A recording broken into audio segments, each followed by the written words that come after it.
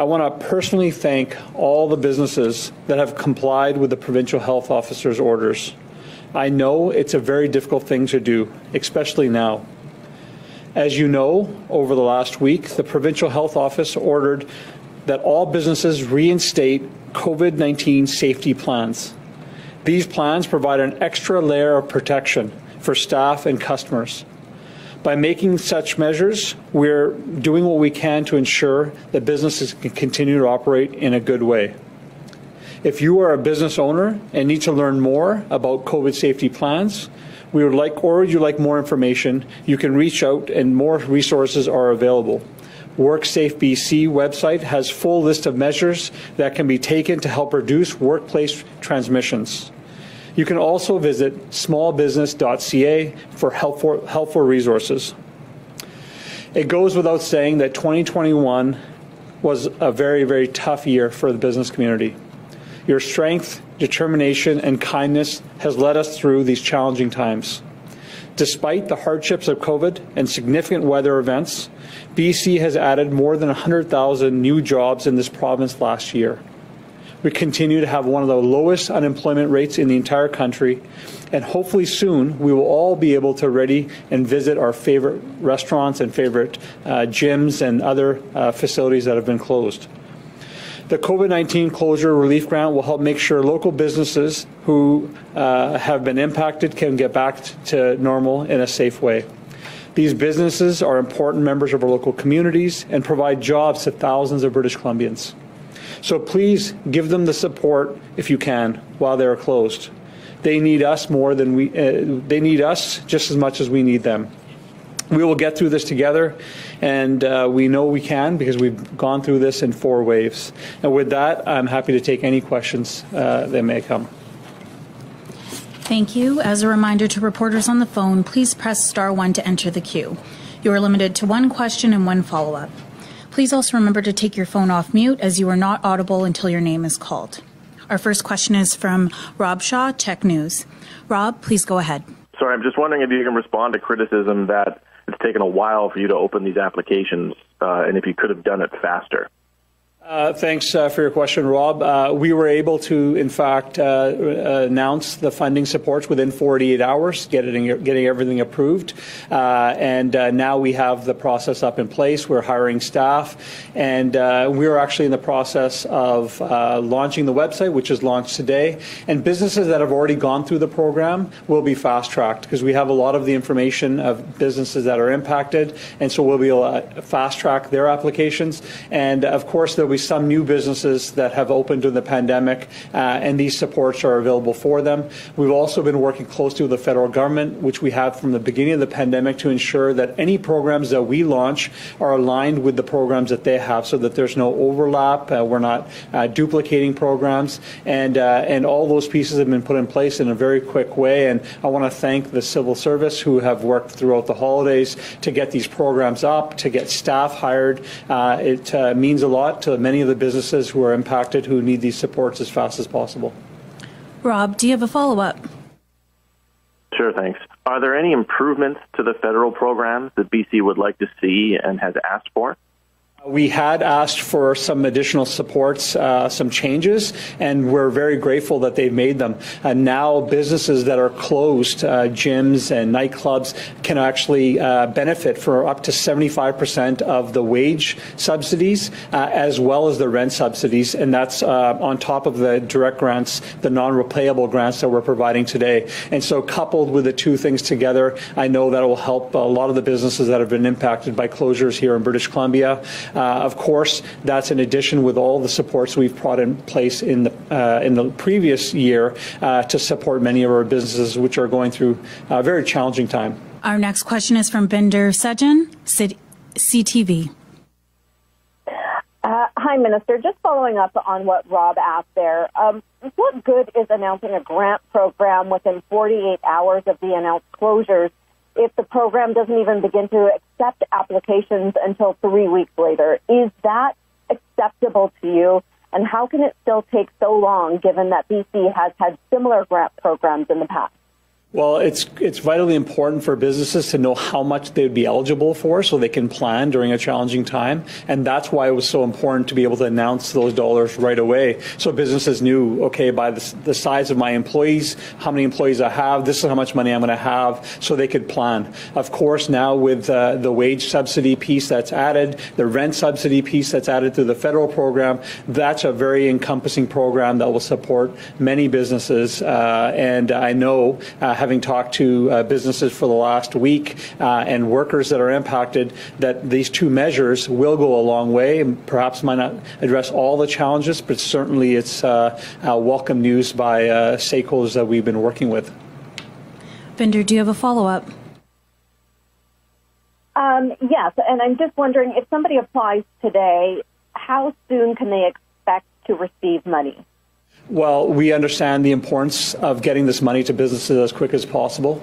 Businesses that have already come through the program, which is a large portion of the businesses that we expect will apply, will be able to get fast-tracked because we have a lot of their banking information already, and so we'll be able to fast-track that within a few weeks. And, of course, the federal programs have come online, so we're helping businesses get access to those programs as well.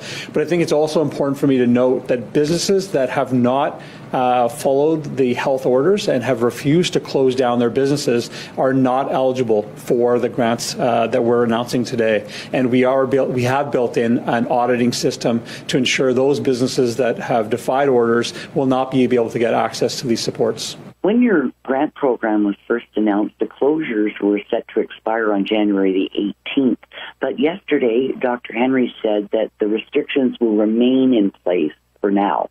So how does that affect your grant program? Well, the grant program is in a response to the order from Dr. Henry on the closures of businesses. Of course, the decision on removing restrictions or adding restrictions are decisions that come from Dr. Henry and the Provincial Health Office. And of course, if for some reason those health orders are extended, certainly we'll be ensuring that the supports that businesses need for that additional time are available. But at this time, those are decisions that Dr. Henry and the Provincial Health Office make, and we'll continue to engage with them as the results of the pandemic continue to unfold. Lisa, do you have a follow-up? Yes, thank you, Minister. Do you know how many of the businesses that have applied for grants or programs before are eligible for this grant, and how are you assessing the impact of your grant? What impact that will make, and will that analysis be made public? Yeah, so we expect from the previous data that we have from the grant intake process that we get up to 2,600 to 3,000 businesses that may apply. Of course, we may see more than that, and we're prepared to increase the financial supports, the dollars that are required to support businesses. And of course, the programs that we've put in place actually are very streamlined and with the rest of the provinces across the country. In fact, we have one of the highest per capita supports for people and businesses in the entire country. Not only were we able to provide over $500 million of grants last year, we also are one of the only jurisdictions that brought in a food delivery cap for our businesses. We brought in a reduction of 25% of liquor pricing, and of course, many measures that we've put in place to support businesses through a very challenging time. And I'm sure there'll be a big discussion past the pandemic to look at the supports and whether they were adequate or not. That's a discussion we're going to have, but I can tell you that those that I speak to in the business community are very grateful for the supports that we've been able to provide here in British Columbia. Marcella Bernardo, CBC. You touched on this a bit, but you mentioned that businesses that have not been complying with orders are now going to be denied funding. Can you elaborate on that? Yes, businesses that have not followed the health orders, the orders that Dr. Henry have laid out, are not eligible for this business relief grant. We have built in an auditing process for those businesses that have chosen not to follow the orders, and we're going to follow through on that. And so to those majority of businesses that have followed the orders, this grant is available. We're here to support you. The federal government programs are available. Marcella, do you have a follow-up? I do. I was just hoping to see if you could maybe explain if it's worth their while. Are the grants large enough that it would be less than what they would be making just by staying open? Well, between the grants and the up to 75% wage subsidy, up to the 75% rent subsidy, certainly it'll come close. I think what's clear from my conversations with many in the gym sector in particular is, of course, they want to be open. Of course, they want to see their patrons. I spent my life in the gym, been a former athlete. I know how important it is for not only to go there as a place for physical health, but also mental health. And so, of course, when it's safe to do so, we want to see those businesses open. But in the meantime, these supports are important. I think they're welcomed, and we're going to continue to work closely with them as things evolve. Richard Sussman, Global News. Minister, you keep saying it's going to come close. How close is it going to come? Like, is there a commitment that it will be 70% of what they would normally make, 80%? Like, what's the commitment here about how much this will cover? Well, it's really hard to judge because every business is different. They all have different business models. They all offer services in a different way to different types of clients. And so it's really difficult to assess. Even the fitness industry can tell you they have very small gyms that operate for a few people, and then they have very large ones that are operating to hundreds. But everybody will see a benefit in proportion of their size of their operation. The federal government programs are scaled according to how much revenues businesses see and their overhead. Ours are by employees, which is what we've done from the beginning of the pandemic, and of course is similar to what other provinces have been doing across the country. Richard, do you have a follow-up?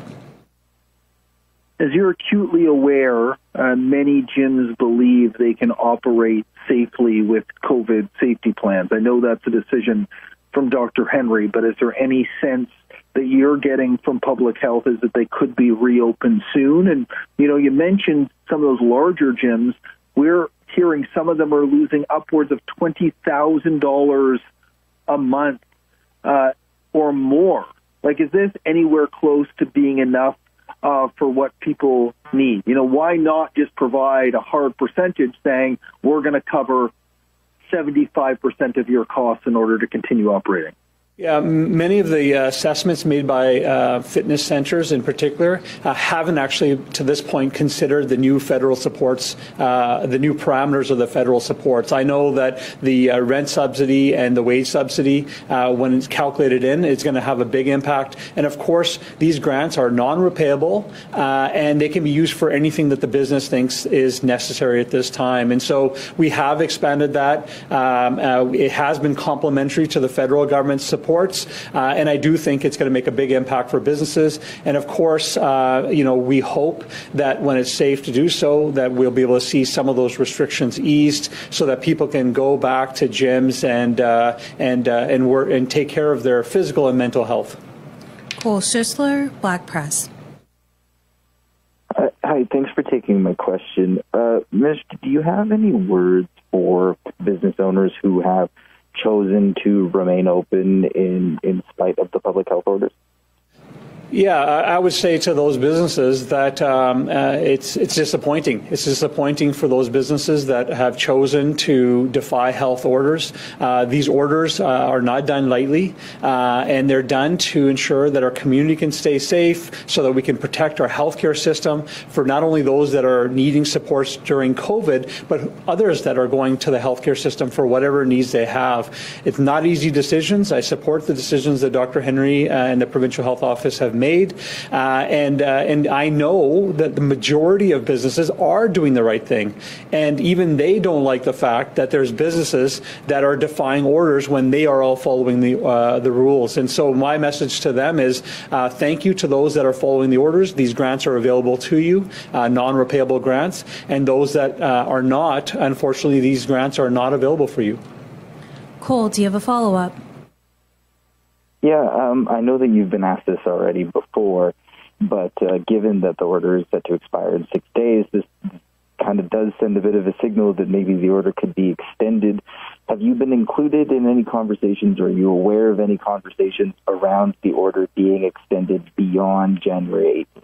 I certainly don't want to be sending any signals about any extensions. That is not something that myself or our ministry has any involvement in. Usually we hear very shortly before the provincial health orders come in place. To date today, I haven't heard of any changes that they're contemplating or any extensions that they're contemplating. So it's a question that perhaps is better suited for Dr. Henry and Provincial Health Office.